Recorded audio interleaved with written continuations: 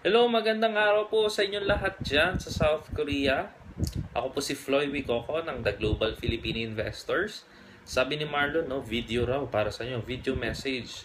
Siguro magkikwento na lang ako. Um, well, one day, meron pong isang empleyado. Tago na lang natin siya sa pangalan na Mr. Worker, no?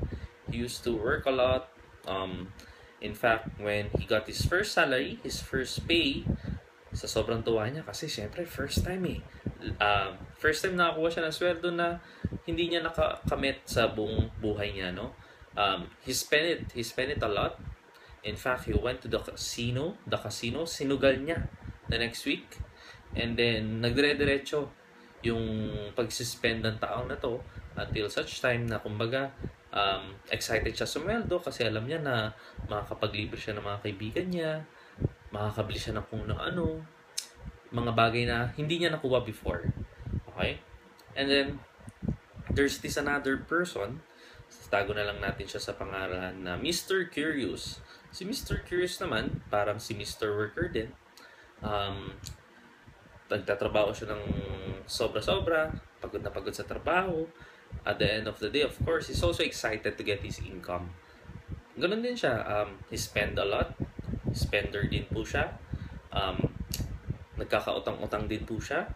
Until yun nga no? One day, this Mr. Curious heard yung dalawang office mates siya nag-uusap about daw sa SSS loan. Sabi nung isa, pwede ka umutang na SSS loan kasi of course, para magamit mo naman kasi may mga news na lumalabas na yung ibang tao, ginagamit nga yung pangalan ng ibang tao para makakuha ng loan. Tapos, magugulat na lang sila na nagkautang sila sa SSS. Sabi nung isang empleyado na to, umutang ka na lang, at least magbe-benefit ka kaysa maloko ka pa ng ibang tao, magamit pa yung pangalan mo. Nangutang naman si Mr. Curious. After few months, nagbabayad siya, pero yun nga sa sobrang spender niya, hindi niya na kinaya na bayaran pa hanggang sa pumunta na siya sa ibang bansa. Nung napunta po si Mr. Spender sa ibang bansa, the first thing that he did, kasi first time niya rin po nakakuha ng sweldo na napagkalaki-laki. Actually, it's more than 6 digits ng normal niyang nakukuha sa Pilipinas. So, nung sa sobrang excited niya na gastusin yung pera na yun, first thing that he did, he bought a watch, relo. Bumili po siya ng relo, and then yung relo na to, mura lang, no? It's only 70,000 pesos. And Mr. Curious got 100,000 pesos. So, ganun kalala yung way of spending ni Mr. Curious. And, of course, one day, si Mr. Curious, katulad ni Mr. Worker na una nating in-example kanina, na-invite siya sa isang financial literacy seminar. Kumbaga, isa tong seminar na kung saan tinuruan ang mga kababayan natin kung paano maghawak ng pera or makapag-imbok ng tama, makapag-budget ng tama, at eventually makapag-invest. And then on the very same day na na-invite siya, that's the time that he realized that it's time na baguhin niya yung buhay niya. So si Mr. Worker and si Mr. Curious, binago na po niya yung pangalan niya. Naging Mr. Investor na po siya. So si Mr. Investor, sa sobrang excited niya to change his life, is of course, the next month, nakapag-save agad siya ng at least 20% of his income. The other month, 30%, hanggang sa palaki na ng palaki. Nakapag-invest na rin siya sa kung ano ng financial instruments at nakapagbayad na rin ng mga utangin niya. In fact, si Mr. Investor, dati siyang si Mr. Curious at si Mr. Worker. Dati rin po siyang bankrupt.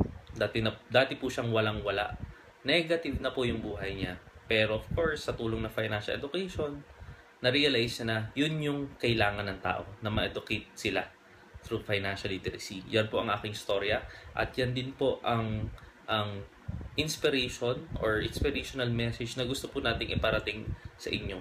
Isa pong responsibility ang pagiging parte ng The Global Philippine Investors sa ating mga kababayan. Responsibilidad po natin na tulungan sila kung paano ba makapaghawak ng pera ng tama.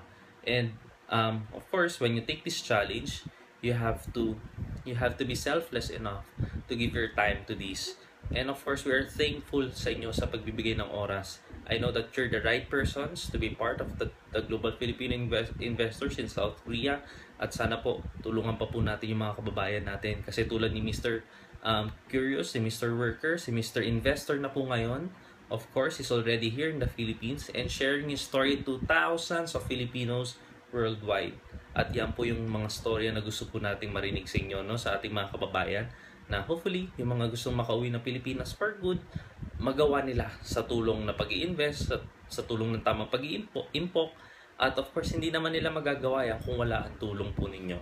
Okay, so tulong-tulong po tayo mga ka-TGFI in South Korea. Salamat po kay Lamarlon, kay Billy, kay Melody, and the rest of TGFI South Korea. Salamat sa inyong selfless dedication to financially literate Philippines. Salamat po.